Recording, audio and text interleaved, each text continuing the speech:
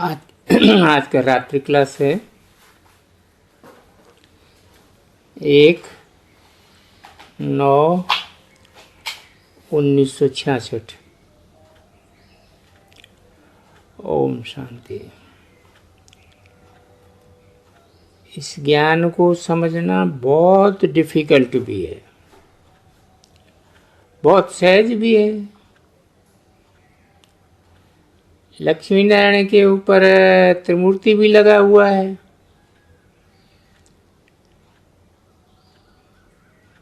सतयुग में लक्ष्मी नारायण का राज्य चला है। जरूर ये राजयोग सीख रहे हैं। उन्होंने लड़ाई तो नहीं की है। सतयुग आदि में देवताओं ने राज्य कहाँ से पाया? शास्त्रों में अर्थात मनुष्यों की बुद्धि वाहियात बातें बहुत पड़ी हुई हैं।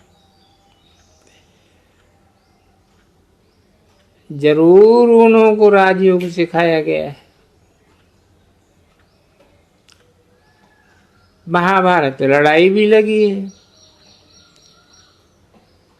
राजसूय अश्वमेध विनाशी ज्ञान यज्ञ में पुरानी दुनिया स्वाहा होती है।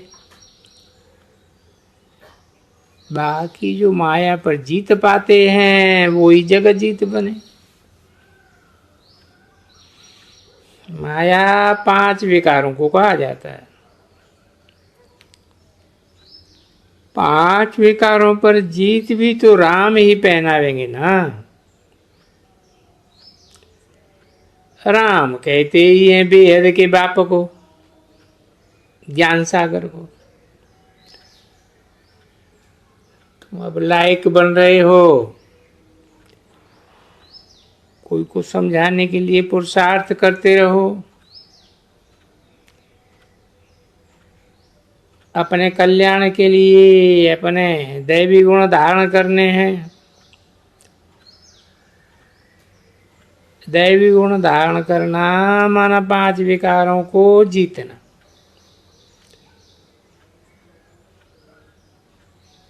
अशुद्ध अहंकार है पहले नंबर में। भगवान का फरमान भी है, काम महाशत्रु है। पवित्र बनेंगे तो पवित्र दुनिया का मालिक बनेंगे, बनना भी है। और इसी अंतिम जन्म में बनना। मनुष्यों को ये ख्यालात भी नहीं आता। ये मृत्यु लोक है, वो अमर लोक है। कलयुग और सतयुग के बीच में ब्रह्मा द्वारा स्थापना होती है।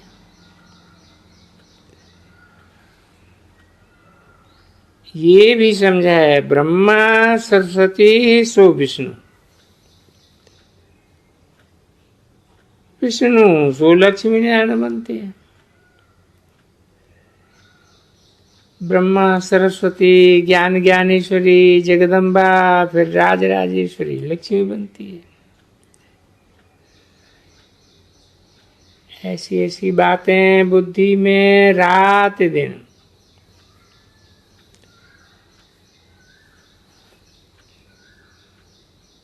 फिर ना किसको समझाना होता है। समझाने में भी बहुत सहज है। पवित्र भी बनना होगा। पवित्रता के लिए बहुत कहते हैं, गृहस्थ व्यवहार मेरे कमल फूल समान पवित्र बनना है बहुत मुश्किल। समझाने के लिए पॉइंट्स अच्छी होनी चाहिए, तो कोई भी आवे तो उनको समझा सके। अमर कथा भी गाई हुई है। शास्त्रों की बातें मनुष्यों की बुद्धि से निकलती नहीं है। जन्म जन्मांतर से पढ़ते आए हैं। इसलिए शास्त्रों को मान बहुत देते हैं। समझाया जाता है भगवान वाच दान पुण्य आदि वेद शास्त्र आदि पढ़ने से मेरे साथ कोई मिल न सके। जब तक बाप का नहीं बने तब तक वर्षा मिल न सके। जरूर बाप को आना पड़े, आकर वर्षा देना पड़े। पति से पावन बनाने के लिए बाप को आना पड़ता है। कोई कहे हम पवित्र नहीं रह सकते, भगवान वाच कोई झूठ थोड़ा ही हो सकता। भगवान तो पवित्र बना करके विश्व की बादशाही देते। ऐसे ऐसे अपने साथ बातें करते रहेंगे तो नशा रहेगा। हम कोई को भी समझा सकते हैं, प्रदर्शनी पर समझाना है। भगवान आए पावन बनाते हैं तब तो राजधानी स्थापन होती है। तो पतित पावन है ही वो,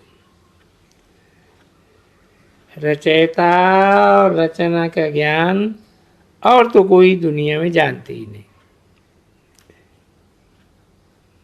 तुम त्रिकालदर्शी बनते हो,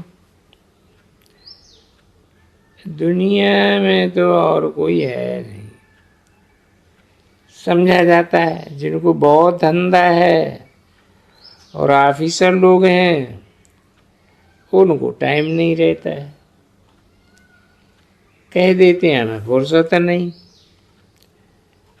जिनको फुर्सत है वो ही आकर के समझते हैं। अच्छा, गुड नाइट।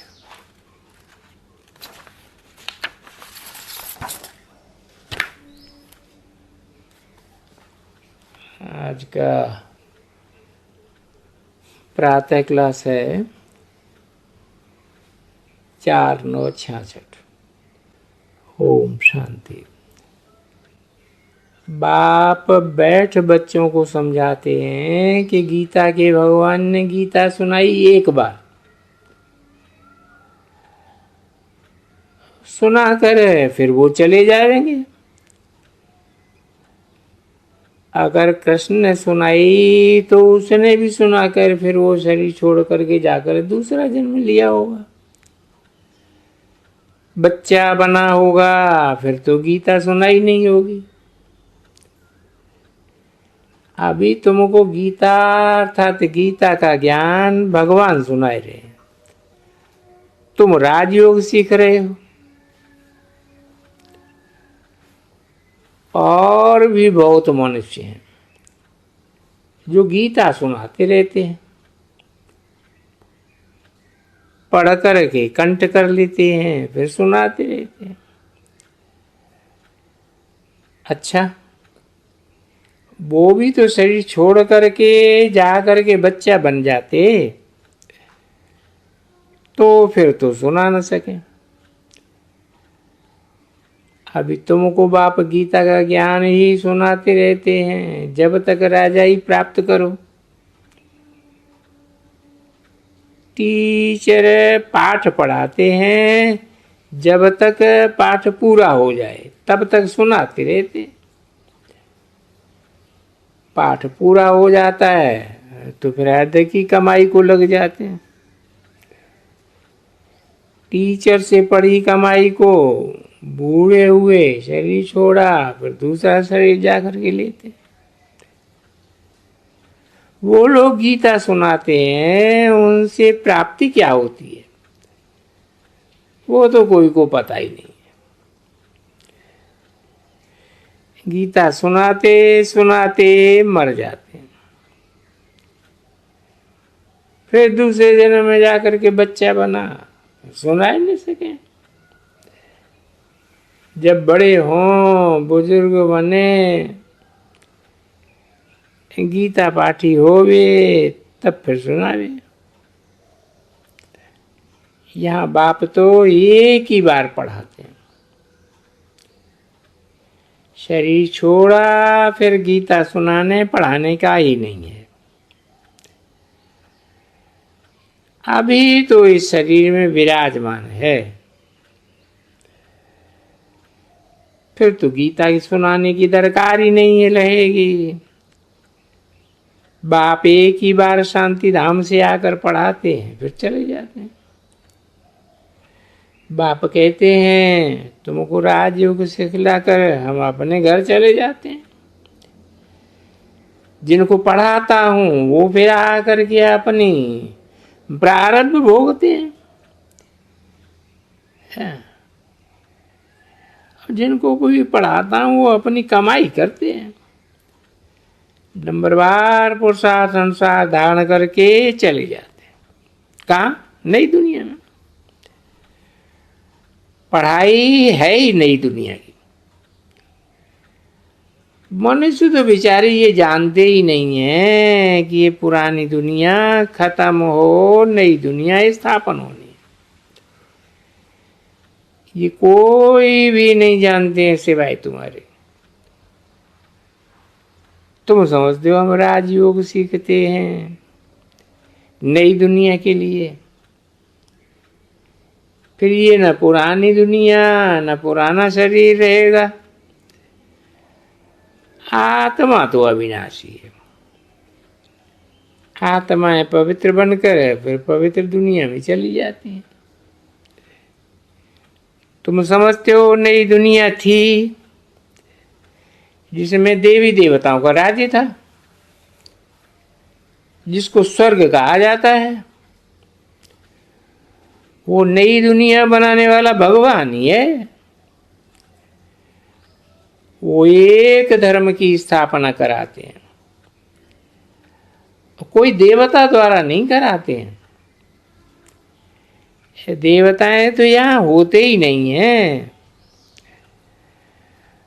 तो जरूर कोई मनुष्य से ही ज्ञान देंगे जो फिर देवता बनेंगे। मनुष्य से देवता बनाते हैं ना। कृष्ण तो देवता ही है, कलंगी वाला। वो तो पुनर्जन्म लेते लेते देवता से शूद्र बन, फिर अभी शूद्र से ब्राह्मण बना है। ये राज भी तुम बच्चे ही जानते हो। भगवान निराकारी है। वो जो नई दुनिया रचते हैं, अभी तो रावण राज्य है। तुम पूछते भी हो कलयुगी पतित हो या सतयुगी पावन हो, परंतु वो समझते नहीं है। कलयुग है ही आयरन इस दुनिया। वो बाप बच्चों को बैठ समझाते हैं, कहते हैं हमने 5000 वर्ष पहले भी तुमको समझाया था। हम आते ही हैं तुम बच्चों को आधा कल्प के लिए सुखी बनाने, फिर रावण आकर के दुखी बनाते हैं। आधा कल्प सुखधाम, आधा कल्प दुखधाम। दुख और सुख का खेल है ना। कल्प की आयु 5000 वर्ष है, तो उनको फिर आधा आधा करना पड़े। रावण राज्य में भी सभी देह अभिमानी भिखारी बन जाते हैं। ये बातें भी अभी तुम समझते हो, आगे तो नहीं समझते थे। कल्प कल्प जो तुम समझते हैं वो ही समझ लेते हैं। जो देवता बनने वाले नहीं वो आवेंगे ही नहीं। तुम देवी देवता धर्म के पत्ते लगाते हो। वो जब आसुरी तमो प्रधान बन जाते हैं तो उनको दैवी झाड़ नहीं कह सकेंगे। झाड़ जब नया था तो सतो प्रधान था। हम उस झाड़ के देवी देवता थे। फिर सतो प्रधान से सतो रजो तम में आए, पुराने पत्ते थोड़े हो गए। पुरानी दुनिया में पुराने ही लोग रहेंगे, तुम ही नई दुनिया में थे और तुम ही पुराने पत्ते बने हो। इस समय मनुष्य सृष्टि का झाड़ पुराना है, सतयुग में नया था, अभी पुराना है, सो पुराने को फिर नया बनाना पड़े। अभी देवी देवता धर्म प्रायः लोप हो गया।